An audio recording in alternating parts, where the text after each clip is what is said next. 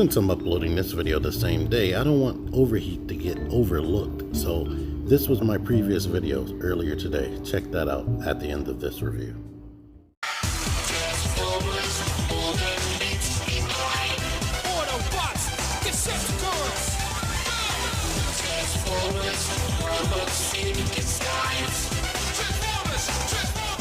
Hello everyone, T-Man978. Right now I'm going to be reviewing Transformers Cybertron Thunderblast.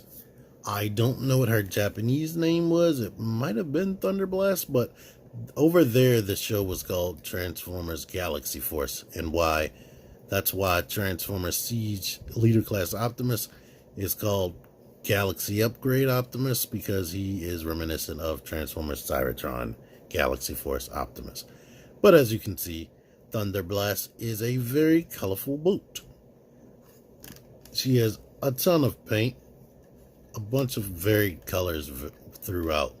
On the show, she was often seen actually floating in water, but she was capable of flight. And her transformation kind of makes me think of Scourge, which is like, I guess, a space floating boat that he transformed into. But as you can see, she has a substantial weapon up here that can rotate. This does pop off of there very easily, which becomes a bad thing in robot mode. She has this gun right here that rotates. It does not detach. And she has these two missiles right here that detach. So that's basically four weapons, because she has a missile over there. And one mode.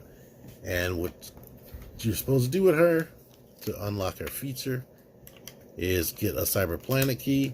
She came with a Decepticon one. I couldn't locate one. Actually, I know where they are. I just didn't feel like killing myself to get it. But you saw what just now happened. And it was hard for me to get this freaking out of here. Stick this in there. That unlocks the feature. And now you can take one of those missiles, load it up here. Let me do it officially. And it should shoot. Yeah. That still works. After all these years, thankfully. I don't destroy my toys. The ones I don't have on display, I try to keep them stored very well. But there you are, that. Here she is without that cannon on there. But she was rare on the show. I believe she was the only real female figure, and she was a Decepticon, so that was really cool to me. Whoever was in power on the show, they had like Decepticons like imprisoned, and Starscream trying to get power unlocked he freed a bunch of Decepticons, and they went around the planet getting new alternate modes and new forms and whatnot. So I believe she had a crush on him, Starscream, at first, because he was in power. But then she had a crush on Megatron. And she actually had a rivalry with the female human on there, Lori, who was a kid. So that was really funny. They used to throw quips at each other. I don't know if she actually tried to actively kill Lori, because she could have, because she was a little human. But anyway, here's a comparison with Siege Prowl. Now, she is a small deluxe. A lot of the deluxe figures were bigger than her, so she is coming out to be close in size with Prowl. But as you can see, with all the stuff going on in this big missile that's actually articulated or has engineering, there's a lot more going on with her than Prowl. And all this paint and whatnot, crazy. But anywho, transformation. I'm gonna pop this off just in case it falls off.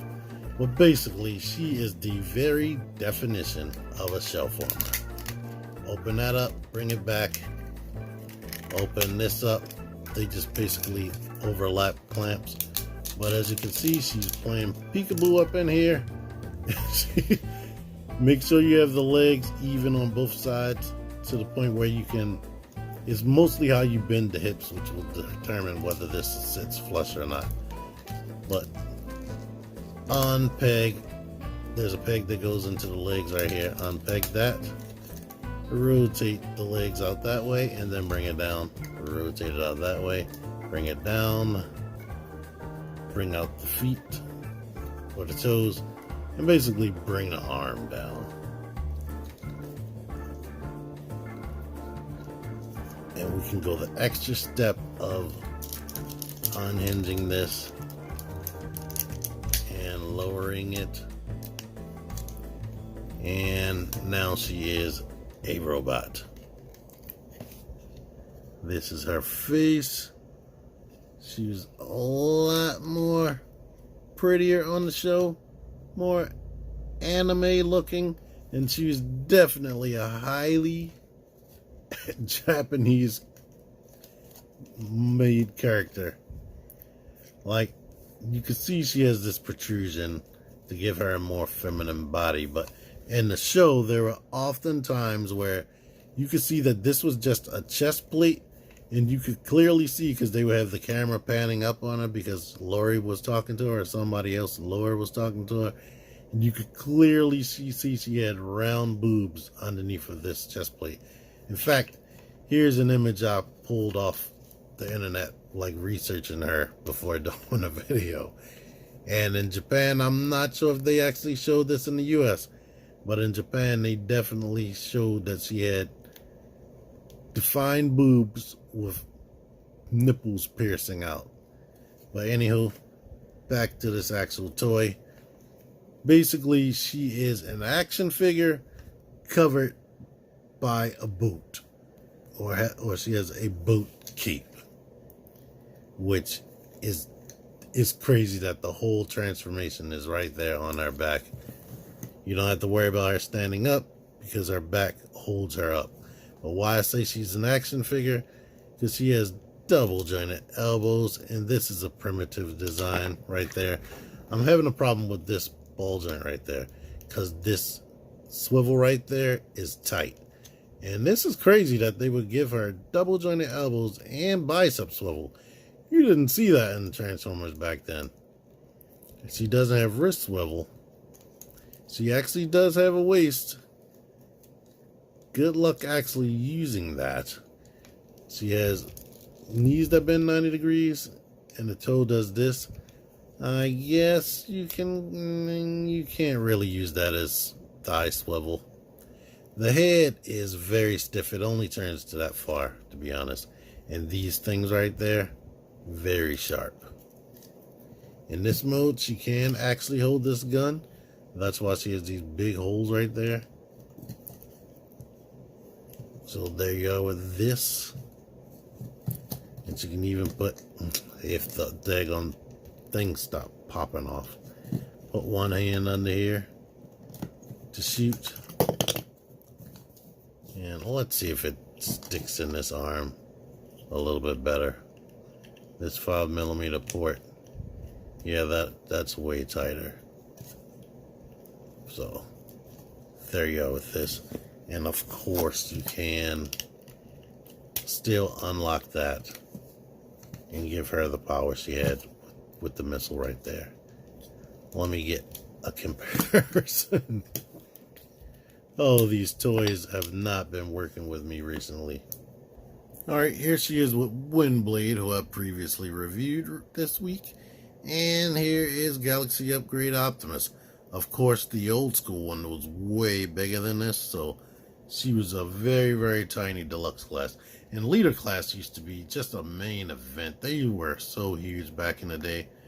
I would say this would be a better scale, but back in the day, they also had Ultra Class, which were pretty much this height right here. Then you stepped up to Leader Class. So, losing that step between Voyager and Leader Class to have Leader Class figures that are pretty much the same height as Voyager Class kind of sucks, to be honest. One more thing before I close things out. There's this picture right here with Thunderblast sitting on Megatron's lap. I feel like this is official, but I can't confirm that. If anybody knows anything about this, can you confirm it? Anywho, I like her still after all these years. She's a little bit hindered due to this backpack. Well, actually, she's a lot hindered. that backpack, as you can imagine, is super, super back heavy because it's the whole vehicle mode. One last thing I guess I'll show you is this up here, which I used to do sometimes so it wouldn't be laying on the ground. So she is capable of holding that up, but it does sit well above her head. In the show, it shrunk down massively. Like when she's running, you could actually see her butt. So the proportions were way better on the show, even though the show was very toy accurate. All the shows from Armada to Cybertron were very toy accurate, amazingly. But anywho, thank y'all for watching this. Until next time, T-Man978 out of here. Join the Syndicate Toy Hunters Facebook group. Link in the description. Click the videos. Click the videos, baby. Click the videos. You should really click these videos. Click the videos. Click those videos, baby. Click the videos. You really should click those videos. Click that shit.